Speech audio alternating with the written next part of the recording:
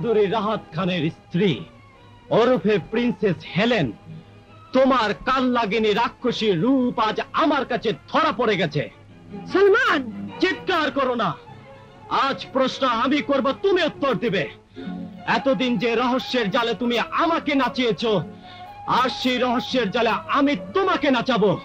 বলো, আমার বাবার সাথে তোমার এমন কি সম্পর্ক ছিল, যে সম্পর্কের কারণে আমার বাবা চৌধুরী রাহাত খানকে খুন করেছিল? আরে তুমি তো সেই কান লাগেনি যার বিষাক্ত ছবলে একজন স্ত্রী হারিয়েছিল তার স্বামীকে, দুটি অবুঝ শিশু হারিয়েছিল তাদের প্রাণ প্রিয় বাবাকে। আমার মায়ের সোহাগ কেড়েও তোমার সাথ মেটেনি, আবার নতুন করে আমাকে নিয়ে খেলা শুরু করেছো। আরে রাক্ষসী, মানুষ নিয়ে যখন তোমার এতই খেলার শখ, তখন পৃথিবীতে কি আমার বাবা ছাড়া আর কোনো পুরুষ ছিল না যাকে নিয়ে তুমি তোমার কুৎসিত লালসা চরিতার্থ করতে পারতে? চুপ করো।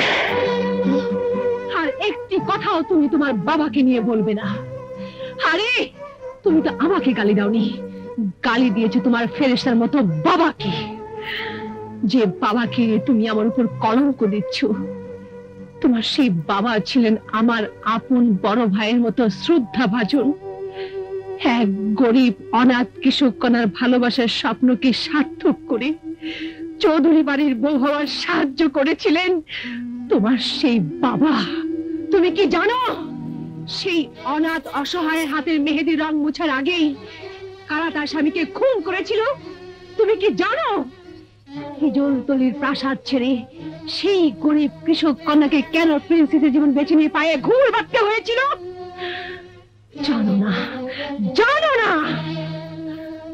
আজ থেকে 16 বছর আগে সম্পত্তির লোভে চৌধুরী হুমায়ুন খান আর মুন্সি রমজান মিলে আমার স্বামীকে খুন করেছিল। আর সেই খুনের বোঝা চাপিয়ে দিয়েছিল তোমার ফেরেশতার মতো বাবার কাঁধে। মিথ্যে সন্দেহে তোমার মা তার স্বামীকে শ্রদ্ধার আসন থেকে দূরে ঠেলে দিয়ে গ্রাম ছেড়ে চলে এসেছিল শহরে। খড়কুটোর মতো ভাসতে ভাসতে বাঁচার তাগিদে মৃত স্বামীর স্মৃতিকে বুকে লালন করে আমি নিজেকে হারিয়ে দিয়েছিলাম হাজার হাজার ঝলমলে রঙিন আলোর ঝলকানিতে। সমস্ত রহস্যের জাল ফাঁস করে তোমাদের দায়িত্ব আমার উপর দিয়ে মৃত্যুবরণ করলেন। সেদিন নতুন করে উঠল ঝড়, আগ্নেয়গিরির আগুন দাউ দাউ করে জ্বলে উঠলেই বুকে। প্রতিশোধের নেশায় উন্মাদ হয়ে ঝলমলে আলোর ঝলকানি থেকে নিজেকে আড়াল করে হিংস্র বাঘের মতো বেছে নিলাম অগ্নিপথ। তাহলে সেই অগ্নিপথে আমি কেন ঝাঁপ দিতে পারবো না? কারণ শুধু একটাই, যারা তোমার বাবাকে বিনা দোষে 16 বছর জেল খাটিয়েছে, তাদের দায়িত্ব তোমার হাতে তুলে দিয়ে তোমার মায়ের বুক খালি করতে চাইনি। তাই আইন আমি নিজের হাতে তুলে আব্দুল্লাহ রমজানের রক্ত দিয়ে রাঙিয়েছি এই হাত। এখন শুধু বাকি আছে একজন, চৌধুরী হুমায়ুন খান। চৌধুরী হুমায়ুন খানকে যেদিন খুন করতে পারবো, সেদিনই আমার স্বামীর হত্যার প্রতিশোধ আর তোমার বাবার স্বপ্ন সার্থক হবে।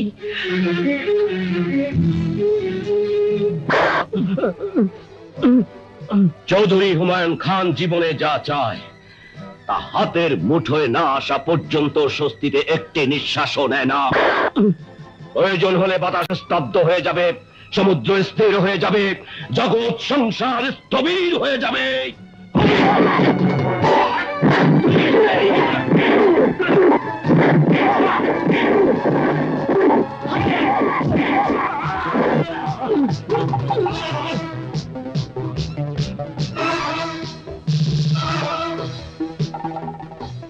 তুই?